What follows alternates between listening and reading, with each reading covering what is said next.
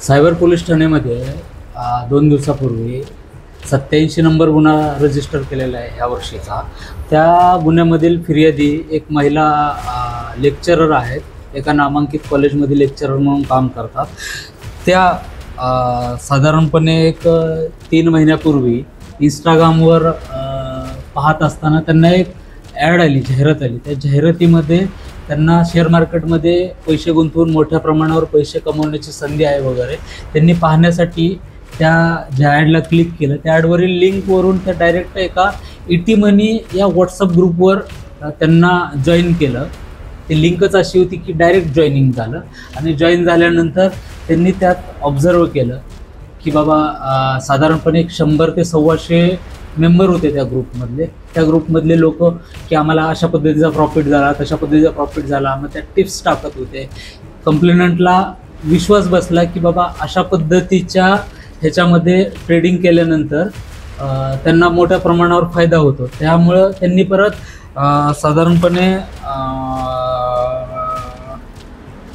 12/8/2025ला त्या लोकांशी कॉन्टॅक्ट केला की बाबा मला सुद्धा ट्रेडिंग करायचे आहे। त्यानुसार त्यांनी एक लिंक पाठवली। त्या लिंकमधून ॲपल स्टोअरवर HNWJPS हे ॲप शेअर मार्केट ट्रेडिंगसाठी डाउनलोड केलं। त्या डाउनलोड करून त्यांनी इन्स्ट्रक्शन दिल्याप्रमाणे त्या ॲपमध्ये ट्रेडिंग अकाउंट उघडलं।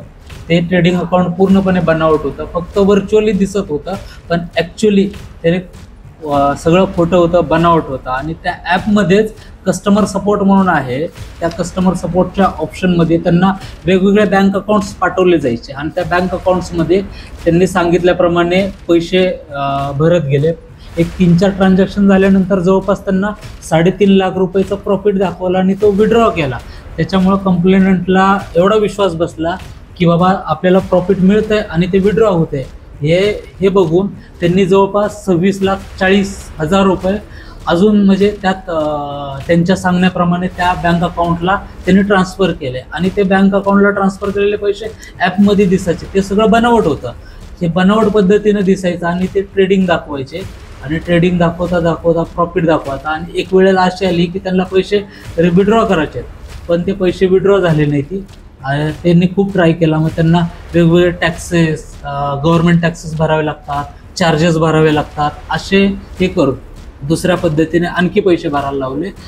मग पैसे भरताना फक्त ते पैसे भरायला लावायचे पण विड्रॉ निघत नव्हते। मग त्यावेळेला त्यांच्या पतीसोबत त्यांचं ह्याच्याबद्दल डिस्कशन झाल्यानंतर पैसे निघत नाहीत म्हणल्यानंतर त्यांना अशी जाणीव झाली की आपल्याबरोबर फसवणूक झाली आणि त्यानंतर त्यांनी आपल्या सायबर पोलीस स्टेशनला येऊन तक्रार दिलेली आहे। टोटल त्यांनी 26,40,000 रुपये त्यांनी ह्या वेगवेगळ्या अकाउंट्सला पाठवले होते। त्यात त्यांना 3,45,000 रुपये रिफंड मिळाले। त्यांनी रिफंड दाखवले त्यांचा तक्रारदारांचा विश्वास संपादन करण्यासाठी। असे म्हणून एकूण 22,95,000 रुपयाची त्या तक्रारदाराची फसवणूक झालेली आहे।